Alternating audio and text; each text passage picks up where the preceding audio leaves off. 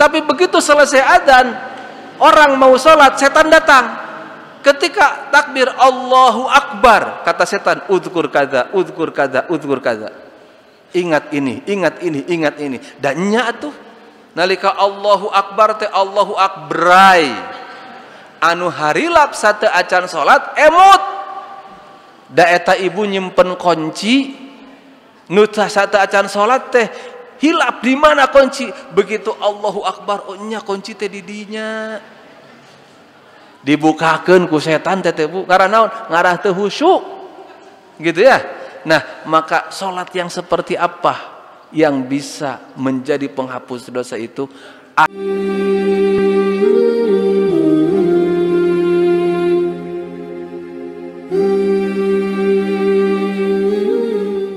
Bismillahirrahmanirrahim. Alhamdulillahilladzi arsala rasulahu bil huda wa dinil haqq liyudhhirahu ala dini kullihi wa kafa billahi syahida.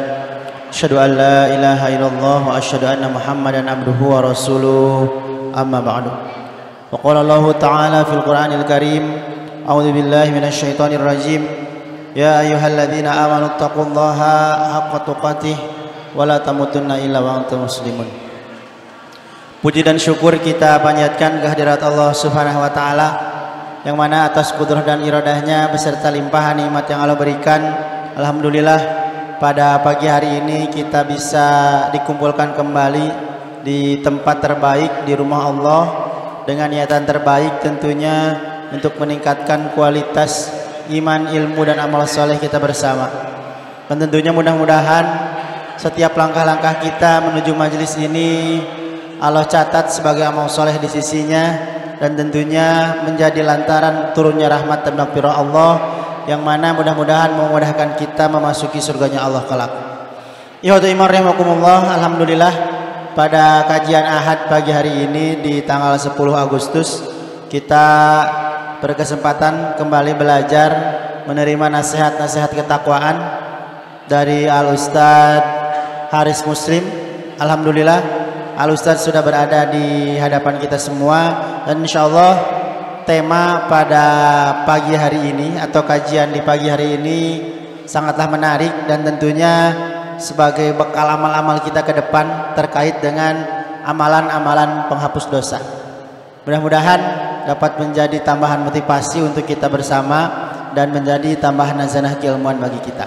Maka dari itu, ikhwan sekalian, mari kita persiapkan penglihatan, pendengaran dan perhatiannya kepada apa-apa yang akan saya sampaikan, yang insyaallah akan sangat bermanfaat untuk kita semua. Kajian kita mulai. Pada Al-Ustaz dipersilahkan.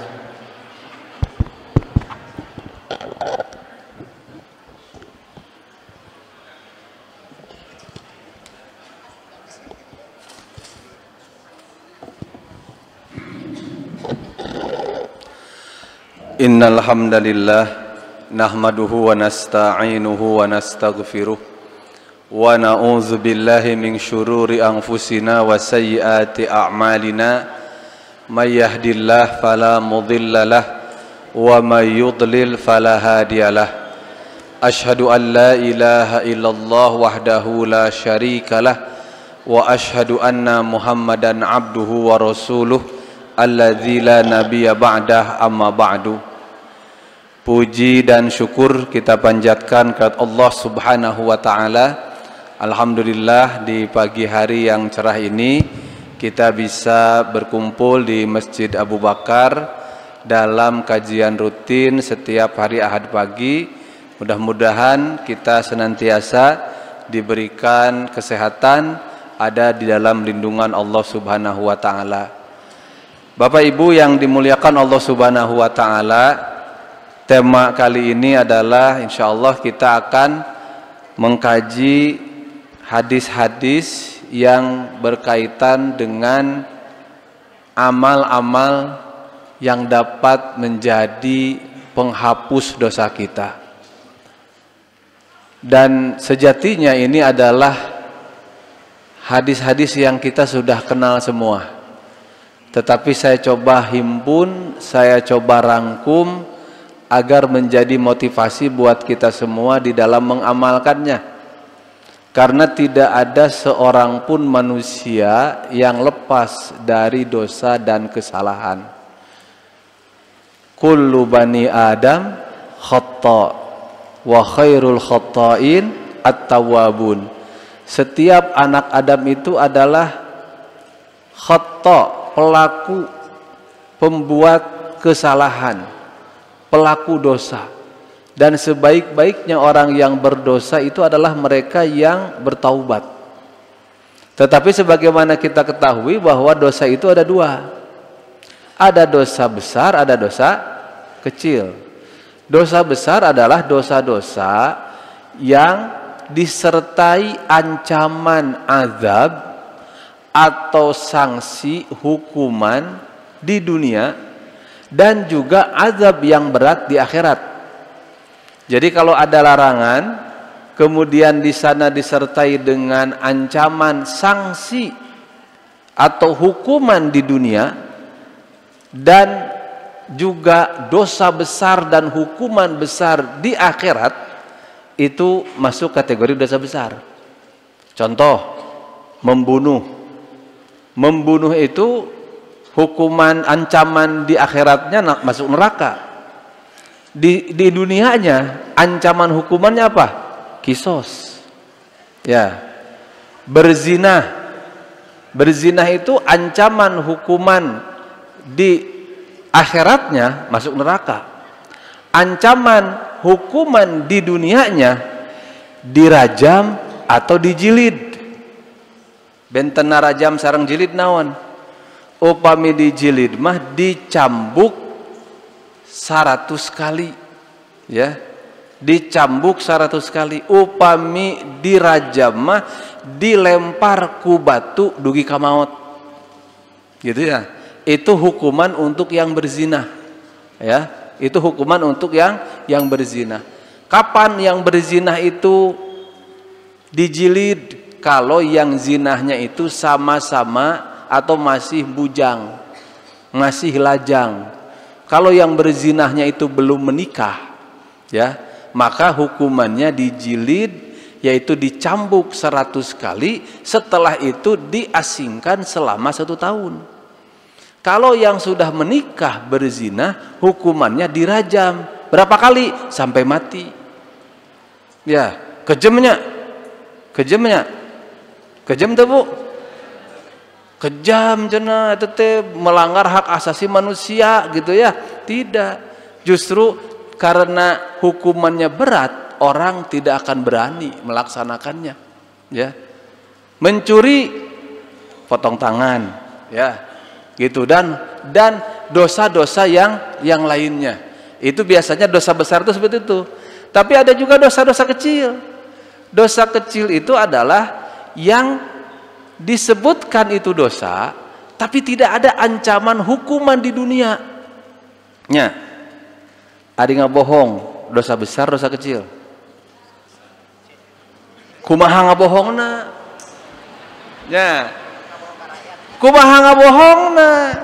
Ya, sebab kalau bohong dalam konotasi muamalah dan bersifatnya personal, itu dosa kecil. Tapi kalau bohong yang berakibat fatal, merugikan banyak orang, itu dosa besar, gitu ya. Nah, kemudian Pak, ada beda lagi karakter dosa besar kecil itu. Biasanya dosa besar itu hampir tidak mungkin tidak disengaja. Hampir tidak mungkin tidak disengaja dosa besar itu. Tapi kalau dosa kecil bisa disengaja, bisa tidak disengaja. Da bohong teh tos teu dihaja deui teh. Ya, tos refleks we gitu ngabohong teh. Pa sabaraha ieu cenah meser barang teh 15.000, 10.000 atuh ti dituna gecep cenah. 13.000 ti dituna ge cenah padahal mah 11.000 ti dituna teh. Kan biasa gitu nya, geus asa biasa we gitu. Nah, jadi kan banyak sekali kita melakukan dosa-dosa sehari-hari dalam kehidupan sehari itu sudah refleks gitu. Nah, ieu teh kunaon Pak ngeremna teh? Ya, maka ngeremnya itu adalah dengan memperbanyak amal soleh. dengan memperbanyak kebaikan. Untuk apa? Untuk menutup. Sabab berumusna kieu, Bu.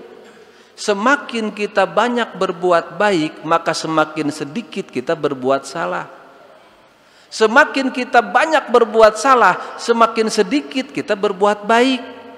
Jadi jelema mah pak kuat-kuat hade jeung goreng teh. Nya, cing kuat tarikan kana hade, kuat tarikan kana goreng. Lamun urang nuturkeun kana goreng, tatarikan hade teh bakal ngalemah. Tapi sabalikna lamun urang kuat nuturkeun kana kahadean, tarikan goreng teh lain teu aya engke teh. Tapi bakalnya kedikan sehingga engke di akhirat teh timbangan kahadean leuwih badag tak kitu. Rumus hirup mah da teu sampurna jelema mah. Tidak ada orang yang tidak pernah berbuat salah, ya. Cuman bagaimana kesalahan itu jangan sampai disengaja dan jangan sampai menjadi kebiasaan, sehingga simkuring menjebat nanti itu pepatahnya. Sebab upami disebutkan hadis ternyata doif, ya.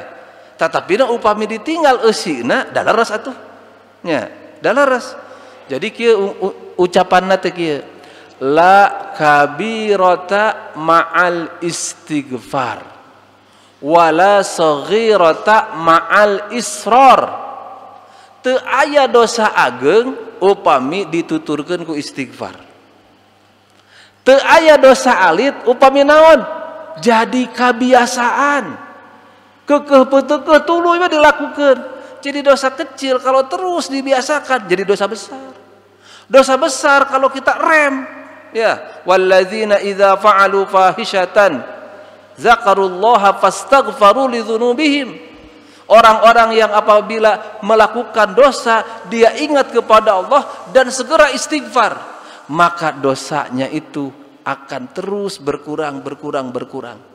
Tabu mudah-mudahan we urang teh ngaos teh kan saminggon sakali di dieu, saminggon sakali di ditu, saminggon sakali di ditu. Jadi unggal poe aya ngaji teh. Gitu ya, cing kira-kira pengaruh henteu kana ngurangan amal goreng urang. Ulah dugikeun Kak ngaji-ngaji gitunya kagorengan. Nah, tah pada gorengan maraos Ustaz cenah. Mohon gorengan maraos bala-bala tempe gehu, tapi kagorengan mah bahaya gitu ya. Nah, maka Pak Bu, rumusnya adalah bagaimana agar kita meminimalisir dosa itu, bahkan kalau bisa menghapusnya gitu ya, maka dengan memperbanyak amal kebaikan. Dan banyak sekali hadis-hadis yang menyatakan fadilah dari amal-amal ini rutin, amal-amal ini ringan, tidak berat, tetapi fadilahnya adalah bisa menghapus dosa, terutama dosa-dosa kecil. Kenapa? Karena kalau dosa besar harus tobat, ya. Apalagi, nah, kalau dilihat objek, Bu, Pak, dosa itu ada dua. Kalau lihat objek, ada dosa yang hubungannya kita dengan Allah saja. Ya, jadi ada dosa-dosa yang hubungannya kita dengan Allah saja. Punten, kalau kita misalkan, ya, berbuat ini perbuatan kita itu misalkan, maaf, minum homer, kan urang hungkul durugi teh nya. Tengah rugikan batur lamun teu dituturkeun ku nu lainna. Gitu ya. Kecuali kalau dituturkeun ku nu lainna, ya. Atau misalkan perbuatan lainnya. Berbohong, ada yang berbohong mengakibatkan, ada yang tidak. Tapi secara objek, dosa itu ada dua. Ada dosa yang hanya hubungan kita dengan Allah, artinya pribadi objeknya. Ada dosa yang merugikan orang lain. Maka dalam hal ini kalau dosa itu hubungannya kita dengan Allah, cukup Pak tobat istighfar. Tapi lamun ngadolim batur, selain kita istighfar kepada Allah, kita juga harus minta maaf kepada orang yang dizalimi oleh kita.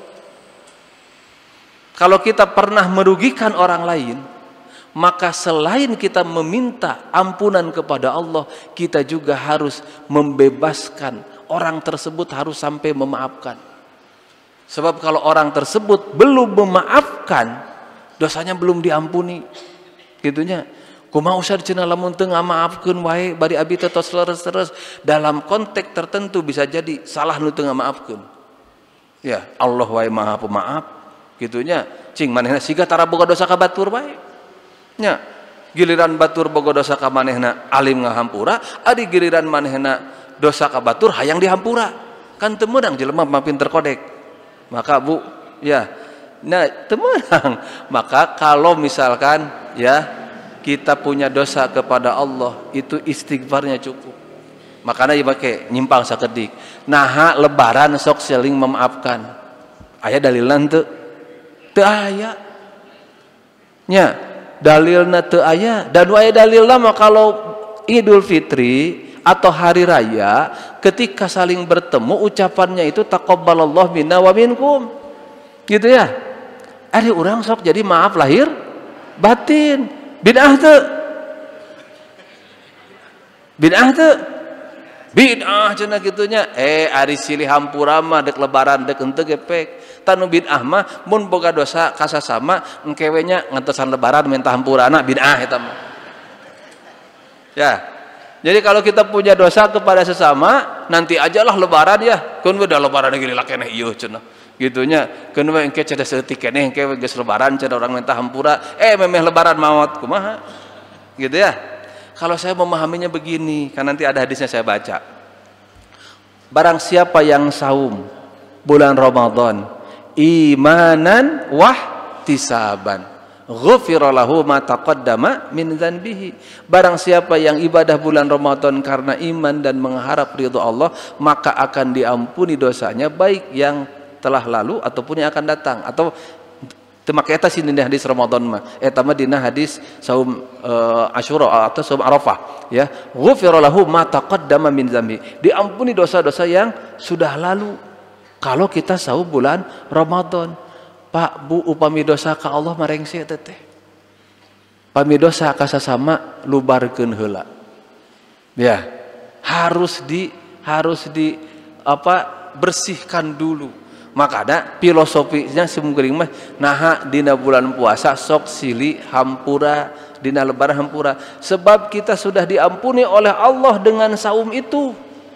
Tetapi dosa dengan sesama harus dibebaskan langsung gitunya.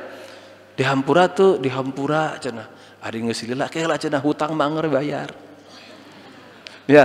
Iya beda deui ari hutang mah, dah hutang mah teu dosa Bu nya. Cing ari hutang dosa teu? Henteu. Anu dosa mah hutang teu mayar eta dosa ya. Jadi nu dosa mah sok aya kan nyebatkeun ngahutang teh dosa henteu ya. Karena ayat paling panjang di dalam Al-Quran tentang apa? Utang piutang. Dosa henteu eta mah fakta realita. Moal aya jelema sigana anu henteu ngalaman boga hutang. Jeung anu panggedena boga hutang saha? Pedagang. Da mungkin pedagang teu boga hutang. Gitunya. Kan ayeuna mah dagang teh tinggal boga toko, barang sarumping kan, nyimpen, kada dibayar teu kurang ka ditu. Kadah kete bayar barang nu ieu sumping barang nu enggal, bayar sumping barang nu enggal, kan hutang teh. Makana dina fikih hutang teh dua, aya hutang nu muter, aya hutang nu cineten. Tanu bayar mah hutang nu cineten nya. Hutang nu cineten teh ceuk bahasa ayeuna mah kredit macet Bu gitu nya. Jadi ceuk bahasa ayeuna mah kredit macet gitu. Nah Pak Bu, jadi hutang itu teu dosa gitu. Matakna dina sok baca dina dosa besar dosa kecil teu aya hutang nya. Anu dosa besar ngan aya ge hadis anu nyebatkeun jalma mah kagade ku hutangna nya. Jalma mah muallaqun ya atanapi marhunun kunaon ku hutangna. Makana nalika aya anu maot ku Rasul ditaros boga hutang teu saanu mayarna. Geus puguh hutangna aya mayar kakara disolatkeun, kakara dikuburkeun. Jadi anu jadi masalah teh lain ngahutangna mayarna, da eta anu jadi masalah di tengah masyarakat ge nya. Ari pas nganjuk meni aduh lemah lembut gitunya, ari pas ditagih eta anu ditagihna leuwih galak tibatan anu nagih ayeuna mah gitu. Nah Pak Bu, kita kembali di sini ya. Ada beberapa amal yang amal ini faidahnya adalah menghapus dosa ya, terutama dosa-dosa kecil yang bisa jadi kita tidak sengaja melakukannya, ya. Tetapi karena kita manusia, hampir kita tidak pernah lepas dari dosa itu. Maka amalkanlah amal-amal ini, insya Allah dosa-dosa tersebut akan diampuni oleh Allah Subhanahu wa Ta'ala. Yang pertama adalah wudu. Yang bisa menghapus dosa itu adalah wudu, gitu ya. Nah, dalam hadis dari Humran, an Humran maula Utsman qala sami'tu Utsman bin Affan wa huwa bi fina'il masjid faja'ahu al-muadzinu 'indal 'asri. Dari Humran maula Utsman. Hadis diterima dari Humran, pembantunya Utsman bin Affan. Qala, ia berkata, sami'tu Utsman bin Affan, aku mendengar Utsman bin Affan wa huwa bi fina'il masjid, ketika berada di halaman masjid. Faja'ahul muadzinu, maka datang kepadanya orang muazzin, indal asri, pada waktu asar. Fada'a biwadu'in, maka Utsman minta diambilkan air wudu oleh Humran pembantunya Utsman. Fatawaddoa, kemudian Utsman wudu. Summa qala, kemudian Utsman mengatakan, wallahi la uhadditsannakum haditsan, demi Allah aku akan menyampaikan kepada kalian satu hadis dari Rasulullah. Laula ayatan fi kitabillahi ma haddatsukum, kalaulah saya tidak ingat ayat dalam Al-Quran, saya tidak akan ceritakan hadis ini pada kalian. Ayat anu mana teteh? Innal ladzina yaktumuna ma anzalna minal bayyinati wal huda. Sesungguhnya orang yang menyembunyikan keterangan dan petunjuk, ya, dalam surat Al-Baqarah. Jadi Utsman ingat ancaman dari Allah orang yang menyembunyikan ilmu. Makanya Utsman menyampaikan ini. Tadinya tidak akan saya sampaikan, ya, tapi saya ingat tidak boleh menyembunyikan ilmu, maka Utsman sampaikan ayat tersebut, hadis tersebut. Kata Utsman, inni sami'tu Rasulullah sallallahu alaihi wasallam yaqulu, sesungguhnya aku mendengarkan Rasulullah SAW bersabda, la yatawadda rajulun muslimun fayuhsinul wudu'a fayusalli salatan illa ghafarallahu lahu ma bainahu wa bainas salati allati taliha. Tidaklah berwudu seorang muslim, kemudian memperbaiki wudunya, kemudian dia salat satu salat, illa ghafarallahu lahu ma bainahu wa bainas salati allati taliha, kecuali Allah ampuni dosanya antara salat yang itu dengan salat berikutnya. Ya, di mana teteh? Tina wudu. Dalam hadis lain, ma min imri'in muslimin tahduruhu salatun maktubatun fayuhsinu wudu'aha. Tidaklah seorang muslim ketika tiba waktu sholat kemudian dia berwudu dan memperbaiki wudunya, wa khusyu'aha, dan dia sholat dengan khusyuk, wa ruku'aha, dan dia melaksanakan ruku'nya, illa kanat kafaratan lima qablaha minadz-dzulub ma lam yu'ti kabiratan wa dzalika ad-dahra kullahu. Jadi yang pertama adalah yang termasuk penghapus dosa itu adalah wudu. Wudu itu syarat sahnya sholat. Bukan wudu sebetulnya syarat sah itu, tapi toharoh. Toharoh dari apa? Toharoh dari najis dan toharoh dari hadas. Ya, kalau toharoh dari najis, hilangkan najisnya. Jadi tekengeng orang sholat, dina badan orang, dina acuk orang, dina tempat orang sholat aya najis nempel. Upami aya najis nempel, sholatna batal. Ya. Kemudian juga tidak boleh kita sholat dalam keadaan punya hadas, baik hadas kecil ataupun hadas besar. Kalau hadas kecil membersihkannya, mensucikannya dengan wudu. Kalau hadas besar mensucikannya dengan mandi. Ya, kan ari mandi mah teu setiap sholat orang kudu mandinya. Ya, kalau mandi tidak setiap sholat kita harus mandi. Tapi kalau wudu maka setiap sholat kita harus wudu. Maka minimal kita dalam keadaan mukim sehari itu wudu berapa kali? 5 kali. Ya. Yang jadi masalah wudu kita seperti apa. Ya, kenapa? Karena di sini disebutkan fayuh sinu wudu'ahu, wudu nu kumaha anu bisa ngahapus dosa teh, wudu yang benar, wudu yang baik. Ya, maka dalil hadis tentang wudu itu dari Utsman. Utsman itu sama hadisnya dari Humran. Dia da'a biwudu'in, minta dihadirkan air wudu. Kemudian Utsman itu berwudu. Kan kalau dalam Al-Qur'annya idza qumtum ilas sholati faghsilu wujuhakum wa aydiyakum ilal marafiqi wamsahu biru'usikum wa arjulakum ilal ka'bain. Jadi wudu itu rukunnya 4. Cuci muka, ya, cuci tangan sampai sikut, kemudian mengusap kepala dan mencuci kaki sampai mata kaki. Ya. Tapi Utsman, kata Utsman, saya pernah melihat Rasulullah wudunya seperti ini. Bagaimana Utsman? Dia mengusap kedua tangan, telapak tangannya, bukan tangannya. Kemudian fatamadmadha wastan syaqa wastan thara. Dia berkumur-kumur. Kemudian istinsyak itu memasukkan air ke dalam hidung. Wastan tharo, dan dikeluarkan lagi, gitu ya. Kemudian dia membasuh wajahnya, setelah itu membasuh tangannya, setelah itu mengusap kepalanya, setelah itu mencuci kakinya. Kata Utsman, ra'aitu Rasulullah sallallahu alaihi wasallam tawaddoa mithla wudu'i hadza. Maka yang harus kita perhatikan dalam wudu ini dilakukan dengan sebaik-baiknya.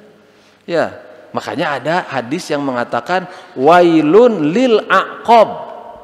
Celakalah orang yang aqab. Aqab itu apa? Aqab itu artinya ujung kaki sebelah bagian belakang, tumit.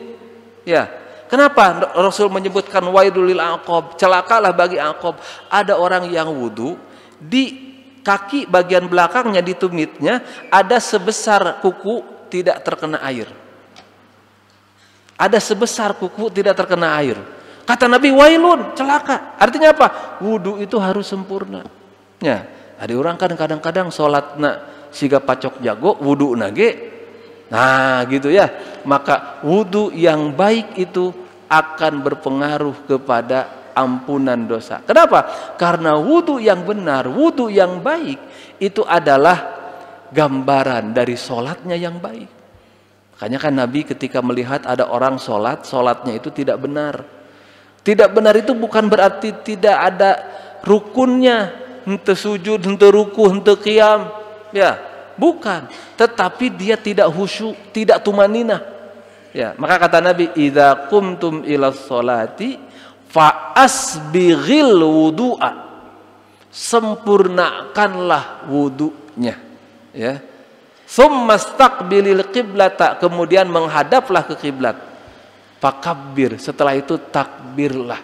Jadi mulainya dari mana? Dari wudu, Pak. Ya, mulainya dari wudu. Nah, jadi yang pertama adalah yang akan menghapus dosa itu adalah wudu.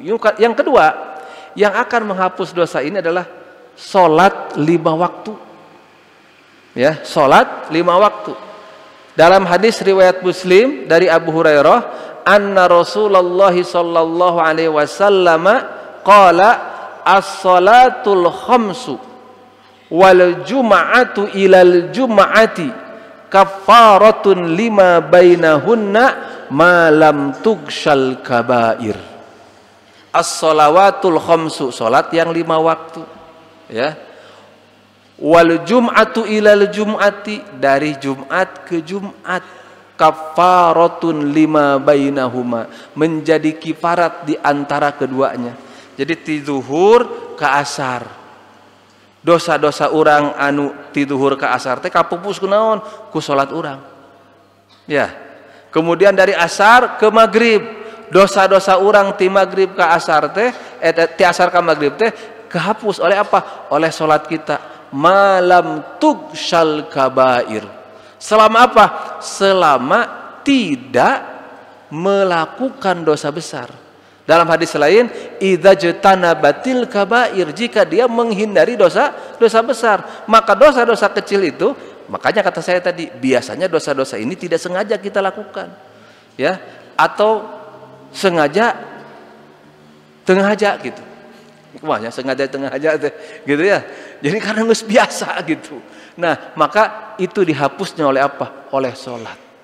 Pak, Bu, hadisnya teh banyak teh. Ada disambungkeun jeung Ramadan. Bahkan upami engke aya oge hadisna, disambungkeun jeung umroh. Gitu ya. Artinya apa? Ini adalah amal-amal rutin. Amal-amal rutin. Salat 5 waktu, Jumat ke Jumat, Ramadan ke Ramadan, ini aja dulu. Ya, ini adalah amal-amal rutin. Amal-amal rutin ini atau ibadah rutin ini, Pak Bu, disikapi oleh kita, setidaknya manusia mensikapinya ada 2. Ada orang yang menganggap ibadah itu beban. Ada orang yang menganggap ibadah itu beban. Ini salah. Kenapa? Karena ternyata tidak beban. Sok, sholat 5 waktu, beban di mana? Nak? Waktu berapa lama? Kan tidak lama. Sekali sholat 5 menit. Berarti 5 kali sholat 25 menit, setengah jam. Ya. Biaya gratis, sholat mah teu bayar. Gitu ya. Nggak ada sholat bayar apa gitunya. Makanya lamun aya sim kuring kantos aya ka masjid. Pami ka jamban suruh bayar ka hartos. Gitunya. Ka masjid aya kenceleng wios. Anu bade sedekah mangga, anu moal sedekah mangga. Ieu mah ka masjid beres salat keluar, ditarik eta ku pengurus, "Pak, ka dieu Pak, cenah teh acan mayar." Ti iraha salat mayar citu. Gitunya. Aya masjid anu kitu nya. Aya anu kitu masjid kusim kuring ditinggali masjidna teu payu deui tara anu liren di dinya. Da kesal atuh. Ka Masjidil Haram wae gratis, teu aya kenceleng-kenceleng acan di ditu mah. Nya, di Masjid Nabawi Jumat ngantosan ngadedeluk we 2 jam. Da pami teu 2 jam moal ka bagian tempat, da teu aya kenceleng nu ngalangkung, teu aya kenceleng nu ngajeten gitu nya. Ari ieu aya salat di ieu. Nah cenah ari urang Arab tara sedekah osok, Pak Bu, gitu nya. Ngan teu nyuhunkeun sedekah ka urang. Nah, urang kengeng sedekah ka ditu, di dieu we sedekahna, Pak Bu, gitu nya. Nah, itu apa? Pertama, salat itu bukan beban. Ya. Kenapa? Karena tidak menyita waktu, tidak menyita biaya, tenaga. Tidak ada tenaga yang ekstra yang kita lakukan dalam sholat itu, gitu ya. Sehingga ini menggambarkan ibadah itu bukan beban. Tapi di sisi lain ini, ya, di sisi lain ibadah-ibadah ini betul bukan beban, tetapi menjadi rutinitas yang tanpa makna. Orang teh lamun can sholat teh asa beban gitunya, asa gaduh hutang. Tapi ketika sholat, gitu we saayana gitunya, geus beres sholat, pangaruhna. Ya. Kalau kata hadis disebutkan inna sholata tanha anil fahsya wal munkar, sholat itu akan mencegah dari fahsya dan munkar. Anger sholat-sholat gak bohong. Ya, sholat-sholat korupsi-korupsi. Gitu ya. Sholat-sholat maling-maling. Artinya apa? Ternyata ada juga orang yang melihat atau memperlakukan ibadah-ibadah ini menjadi rutinitas tanpa makna. Ini juga bahaya. Nah, kira-kira lamun sholatnya dengan rutinitas tanpa makna bisa mupus dosa moal. Itu. Makanya sholat itu tanha anil fahsya'i wal munkar itu kenapa? Makanya tadi dalam hadis Utsman itu ahsana wudu'aha wa khusyu'aha. Orang yang memperbaiki wudunya dan setelah wudu sholatnya dengan khusyuk, itulah yang akan menjadi kafarah. Dalam hadis lain, mukaffiratun lima bainahunna, akan menghapus, akan menutup, ya, bainahunna, dosa-dosa di antara keduanya. Makanya Pak Bu, PR nama orang tinggal lereskeun wudu orang, lereskeun salat urang, insya Allah dosa-dosa urang bakal diampuni ku Allah Subhanahu wa taala. Anu aya pan keur salat oge emut ka mana-mana. Ya, da memang kitu saur hadisna. Upami azan setan karabur. Upami azan setan kabur. Tetapi beres azan urang takbir setan nyaketan sumping. Ya. Jadi kalaupun aya anu nguping adzan kabur, boa-boa gitunya, boa-boa. Jadi kalau mendengar adzan setan itu lari. Tapi begitu selesai adzan, orang mau sholat, setan datang. Ketika takbir Allahu Akbar, kata setan, udzkur kadza, udzkur kadza, udzkur kadza. Ingat ini, ingat ini, ingat ini. Dan nya tuh nalika Allahu Akbar teh Allahu Akbrai. Anu harilap sate acan sholat emut. Da eta ibu nyimpen kunci nu sate acan sholat teh hilap di mana kunci. Begitu Allahu Akbar, oh nya kunci teh di dinya. Dibukakeun ku setan teh Bu, karena naon? Ngarah teu khusyuk. Gitu ya. Nah, maka salat yang seperti apa yang bisa menjadi penghapus dosa itu? Ahsana khusyu'aha. Ketika dia salat dan dia laksanakan dengan khusyuk. Nu kumaha Ustaz atuh nu khusyuk teh? Ya. Yang bagaimana khusyuk itu? Apakah khusyuk itu kalau ada orang misalkan berbicara tidak terdengar? Lamun anu digawe garandeng nepikeun teu ka kuping gitunya? Tidak. Ya, kita tidak menjadi buta, tidak menjadi tuli ketika sholat gitu ya. Tetapi khusyuk itu ketika kita sholat, kita ingat, kita sadar bahwa kita sedang sholat. Tip khusyuk mah hiji Bu, sanajan itu tip nanti mudah, tetapi praktekna hese. Nah, tip khusyuk mah ikuti aja bacaan sholat. Jadi ketika kita sholat, ya Allahu Akbar, kemudian baca doa istiftah, baca Fatihah, tutur ke bacaan eta teh. Ulah urang maca lamun ka mana? Kalamunan urang nuturkeun bacaan eta, insyaallah. Praktekkeun, sesah. Ya, sesah naon? Da setan adinya nungkulan, Bu. Setan teh nagog teh urang nuju salat teh gitu. Makana pak kuat-kuat saur sim kuring ge. Nya. Jadi kenapa? Karena kalau kita sudah berani dan bisa melawan godaan setan di sana, insya Allah akan bisa berani dan bisa meninggalkan godaan setan, melawan godaan setan di luar sholat. Jadi dina sholatnya godaan setan itu langkung agung. Ya. Yang ketiga, ini masih ada kaitannya dengan sholat. Ya, amal yang akan menghapus dosa itu ini. Kalau ucapan amin setelah bacaan Fatihah itu ya, ucapan amin kita tepat dengan ucapan amin malaikat. Jadi upami imam mengucapkan amin, saur Rasul dina hadis Abu Hurairah, idza ammanal imamu fa aminu. Jika imam mengucapkan amin, maka ucapkanlah oleh kalian amin. Ya, fa innahu man wafaqa ta'minuhu ta'minal malaikah.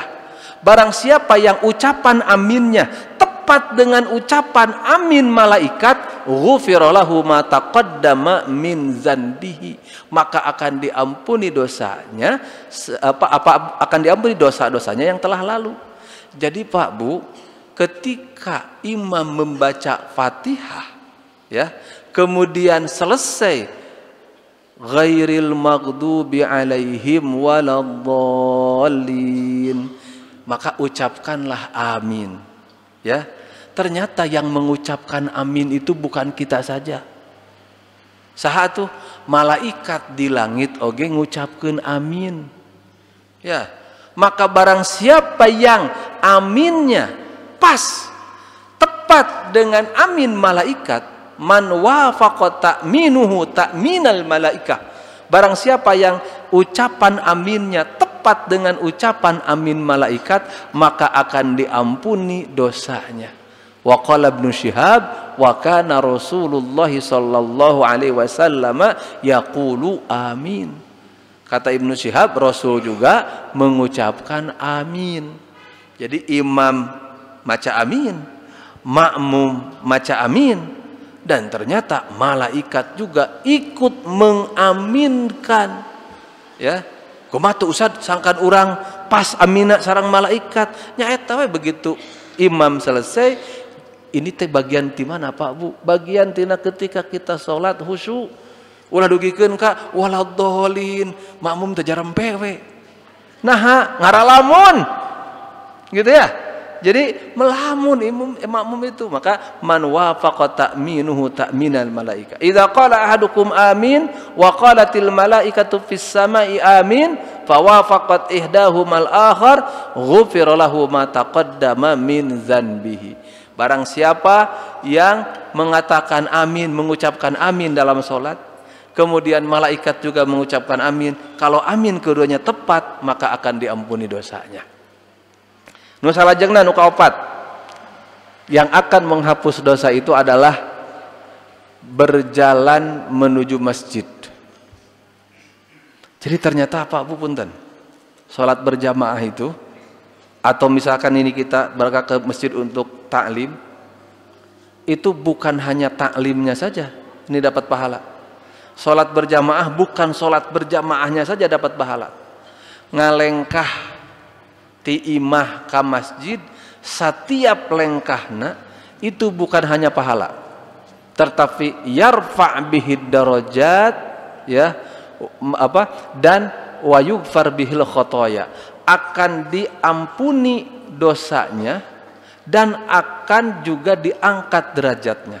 Dalam hadis Nabi mengatakan, ala adullukum ala ma yamhu bihil khotoya wa yarfa' bihid darajat. Tidakkah kalian ingin aku tunjukkan kepada amalan yang dengan amal tersebut Allah hapus dosanya dan Allah angkat derajatnya? Apa kata sahabat? Tentu kata sahabat, kata Nabi, pertama, isbagul wudu indal makarih. Isbagul wudu indal makarih. Sempurnakanlah wudu dalam keadaan sulit. Maksudnya naon? Lamun keur sulit Pak Bu tong poho ka Allah. Kalau kita sedang punya masalah jangan lupa kepada Allah. Bagaimana wudu yang baik, salat yang benar, mau salat wajib mau salat sunat, gitu ya. Kemudian apa? Wa kasratul khuta ilal masjid, dan banyak melangkah ke masjid. Kumacana seueur ngalengkah ka masjid teh, abi macana mapah teh ka masjid, dugi ka masjid wih deui, mapah deui sanes. Maksudnya adalah berangkat ke masjid untuk sholat berjamaah, berangkat ke masjid untuk ibadah di masjid, berangkat ke masjid untuk ta'lim. Wa kasratul khuta ilal masjid. Jadi ternyata setiap langkah kita ke masjid itu Allah hapus dosa kita dan Allah angkat derajat kita. Jadi Bu, ulah ngaraos hina, peda naon, peda jadi ahli masjid, gitu ya. Mungkin saja orang menjadi wah saya eta maka masjid wae nya, mungkin saja, tapi justru itu menjadi apa? Mengangkat derajatnya. Dan ini janji Nabi ya, yamhullahu bihil khotoya wa yarfa' bihid darajat, isbagul wudu alal makari wa kasratul khuta. Khuta itu jama dari khutwah. Khutwah itu satu langkah. Kalau khuta berarti beberapa langkah. Semakin banyak langkahnya semakin tinggi derajatnya, semakin dihapus dosanya. Makanya Nabi mah kalau berangkat ke masjid itu berangkat dari satu, bukan ke masjid, ini ke musola ya, ketika Id. Karena kalau masjid Nabi kan tinggal ini. Jadi berangkat dari satu jalan, pulang dari satu jalan. Untuk apa? Untuk menambah langkahnya, gitu ya. Untuk memperbanyak langkahnya. Jadi pami urang bumi anggang ti masjid Pak Bu cing atoh, berarti lengkahna leuwih loba. Gitunya pahalana leuwih loba.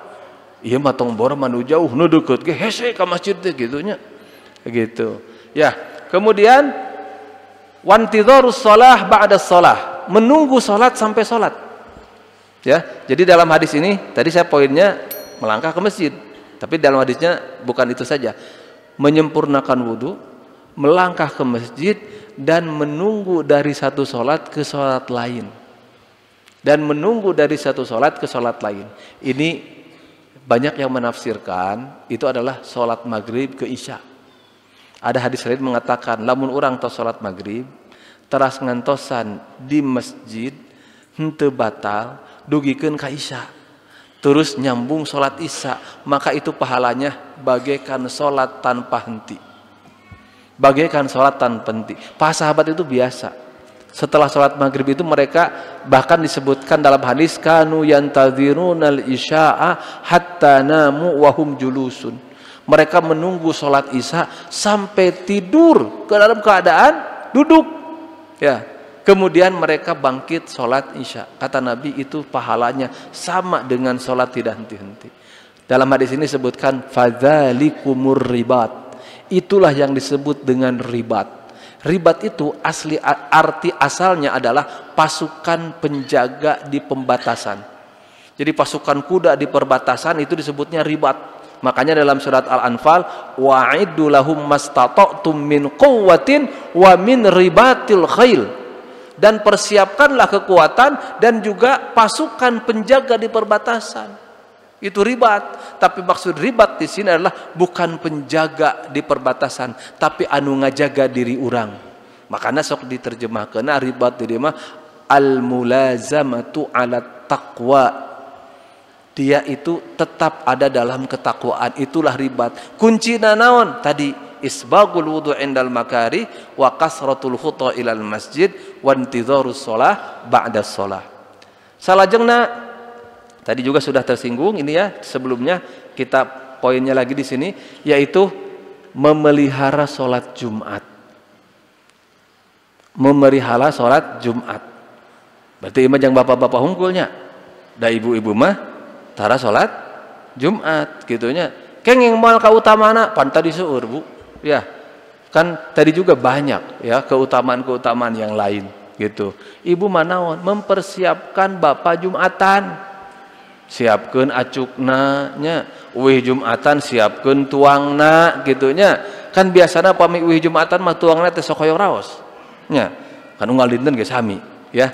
Maka dalam hadis tadi as-shalawatul khamsu wal jumu'atu ilal jum'ati wa ramadhanu ila ramadhan mukaffiratun lima bainahunna. Salat yang 5 waktu, kemudian Jumat ke Jumat, Ramadan ke Ramadan itu menjadi penghapus dosa di antara keduanya. Jadi mun salat jeung salat, Jumat jeung Jumat, Ramadan jeung Ramadan. Ya, sekali lagi tadi ini jangan hanya menjadi rutinitas yang tanpa arti gitunya. Jumaah ini saya khusus Jumat nih Pak. Jumat yang bagaimana yang menjadi kifarat itu? Jumat yang kita lakukan sebaik mungkin ya. Kan Jumat itu intinya sholat 2 rakaat, tapi harus ada khutbah sebelumnya. Jadi kalau misalkan kita hadir Jumatan, pertama harus berjamaah. Tidak boleh Jumat itu tidak berjamaah ya. Jadi bilih aya anu Jumatan munfarid di bumi na desah. Ya. Kan kapungkur zaman Covid nya di bumi na pami bade Jumatan minimal 2 orang, kedah aya imam, kedah aya makmum, kedah aya ge khutbah, tah ieu jadi masalah teh. Kedah aya khutbah cenah ustad. Kumaha khutbahna? Khutbah mah tuh tinggal 1 menit ge beres. Nya, cing barener hirup khutbah sakitu ge. Nya. Kaduana misalkan teh barakallahu li walakum naik deh kaduana teh omat cenanya entong ngalakukeun dosa khutbah eta ge gitu beres da khutbah panghadeuna mah panggancangna atuh nya aya balik Jumatan bapak-bapak wah tadi mah cenah alus khotib teh nerangkeun naon wah pokona mah sae we nerangkeun naon cenah eta teh saya teh sanes cenah sakedap gitu. Jadi semakin cepat Jumatan semakin bagus gitu ya. Nah Pak Bu, Jumat itu keutamaannya banyak.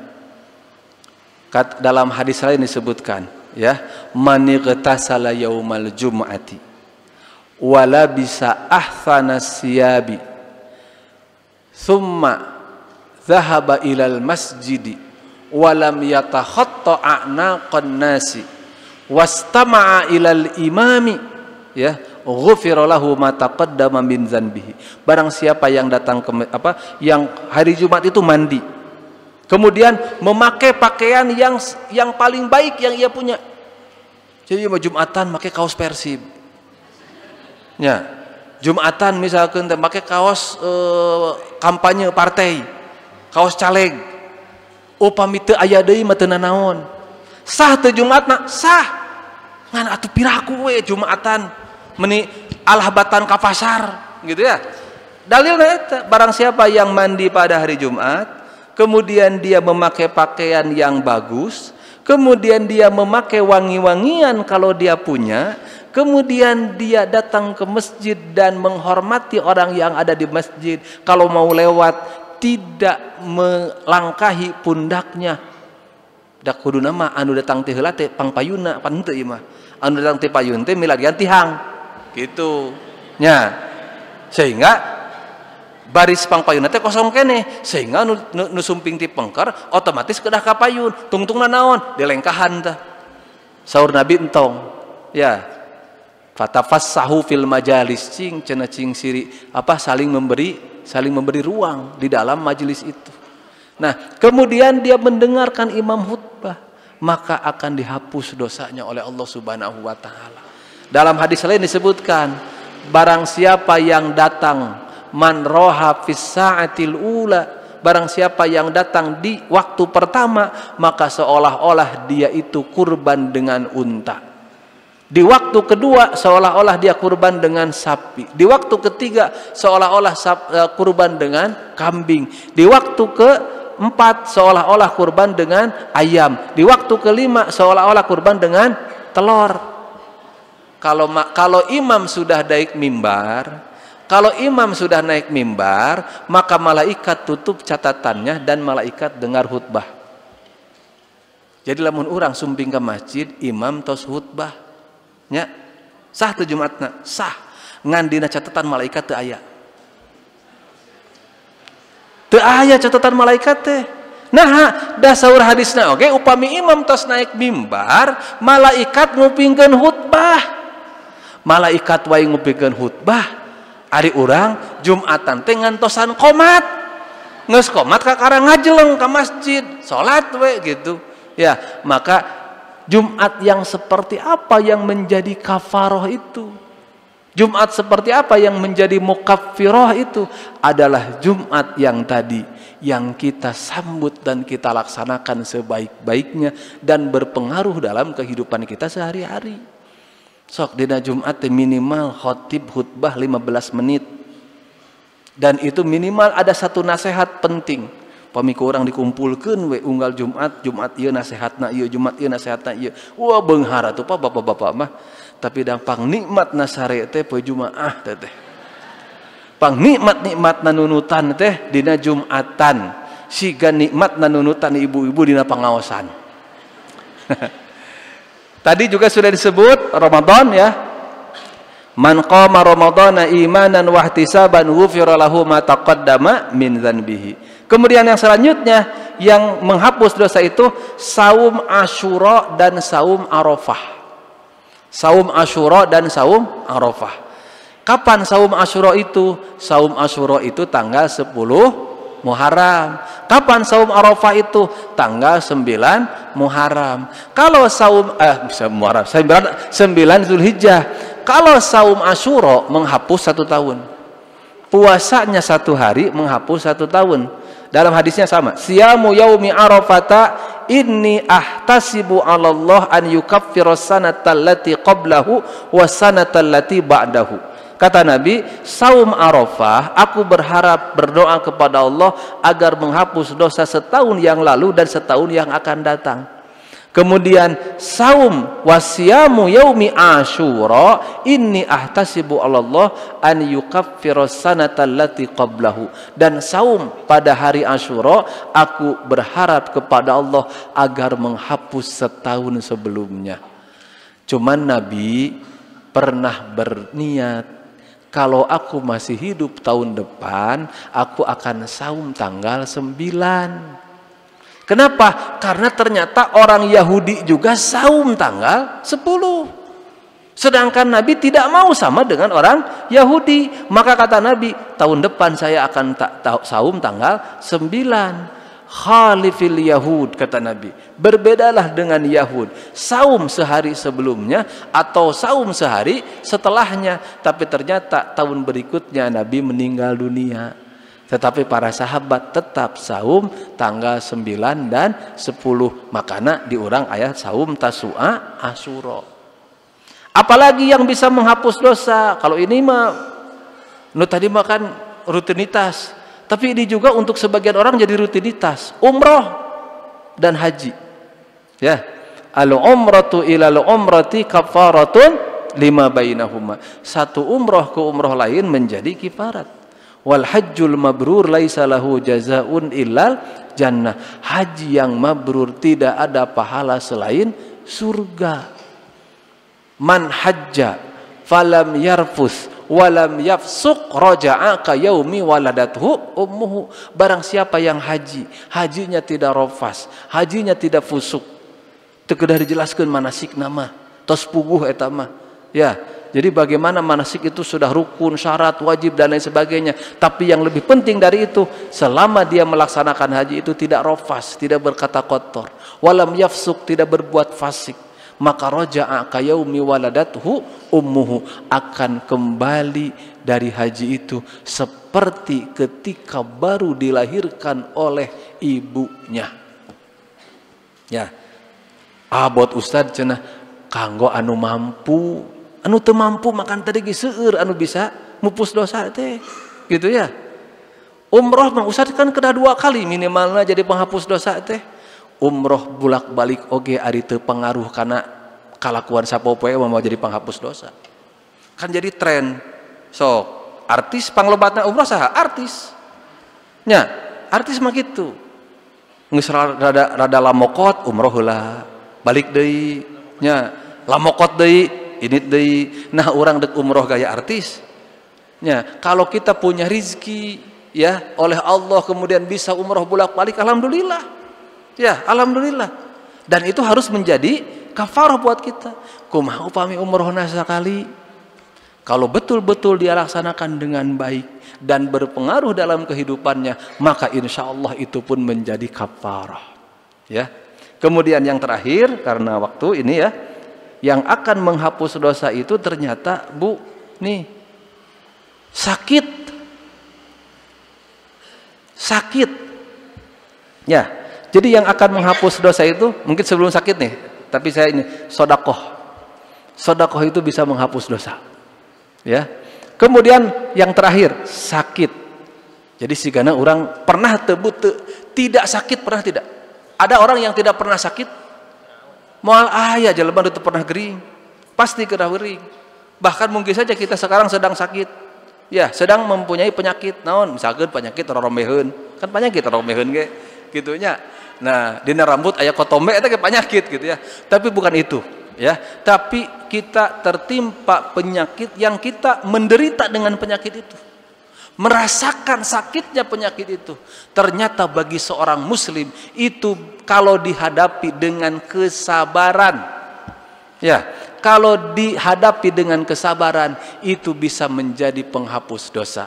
Dalam hadisnya kata Nabi, ma yusibul muslima min nasobin wala wasobin wala hammin wala huznin wala adha wala ghammin hatta syauqata yushaquha illa kafarallahu biha min khotoyahu.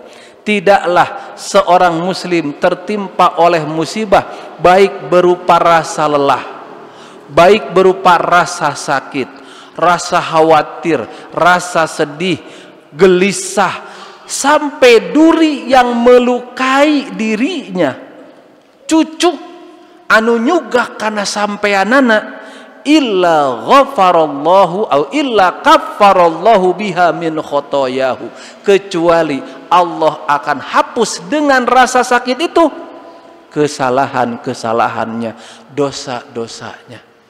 Maka nabu pami urang kamusibahan nya teu damang payunan ku kasabaran. Ngarah naon? Ngarah janten pamupus dosa urang. Sebaliknya, kalau kita tertimpa musibah, penyakit, kesedihan, kegelisahan, beban hidup, kalau kita tidak sabar, tidak akan jadi kafarahnya. Jadi jangan jalma muslim mah gering wae jadi ibadah. Ya, kenapa? Karena dia akan menjadi penghapus dosa dia. Ketika apa? Ketika dia sabar. Apa itu sabar? Saya sering menjelaskan ini. Sabar itu kita bertahan dalam kondisi apapun. Itu arti sabar. Jadi sabar itu kita bertahan dalam kondisi apapun, tidak keluar dari taat kepada Allah. Ya. Jadi lamun urang gering, kemudian kita bertahan, berobat, berikhtiar dengan cara yang benar. Ya, kemudian kita sabar selama sakit itu, kita tidak kufur nikmat. Bagaimana kufur nikmat itu? Kadang-kadang begitu kita sakit, kita lupa kepada nikmat Allah. Nya, kada ari urang teh cing lami keneh damangna, lami keneh teu damangna.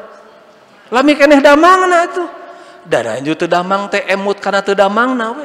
Ngaraos ku Allah teh diteung-teuinganan. Nah Gusti bet abdi cenah anu teu damang ieu teh sanes batur. Teu sabar eta teh kade. Kitunya eta mah siga budak Pak Bu.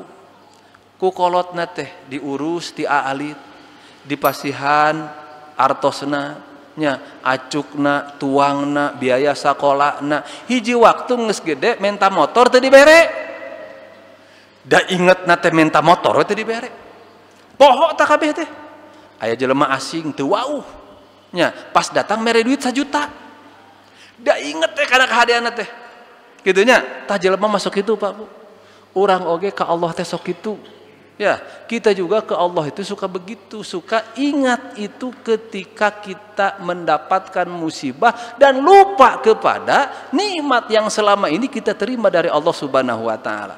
Maka sakit itu akan menjadi magfirah ketika sakit itu justru mengingatkan kita kepada nikmat Allah Subhanahu wa taala sehingga kita bersyukur, sehingga kita bersabar. Oh, geuning karasa nikmatna panangan teh nalika panangan teu damang.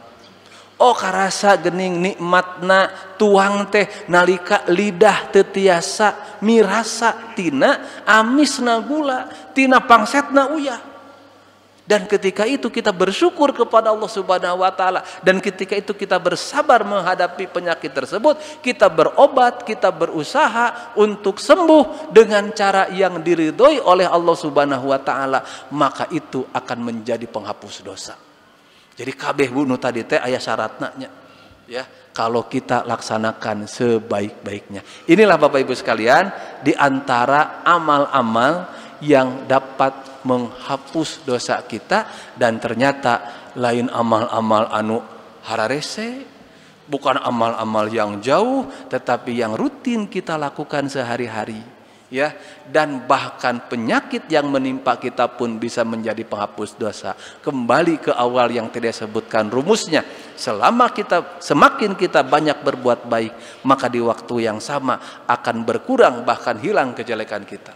Tapi kalau kita biarkan diri kita berbuat jelek, maka di waktu yang sama akan semakin kurang bahkan hilang perbuatan baik kita. Mudah-mudahan ini menjadi peringatan buat kita semua, dan mudah-mudahan Allah senantiasa memberikan bimbingannya buat kita semuanya. Aqulu qouli hadza wa astaghfirullah li wa lakum. Rabbana atina fid dunya hasanah wa fil akhirati hasanah wa qina adzabannar.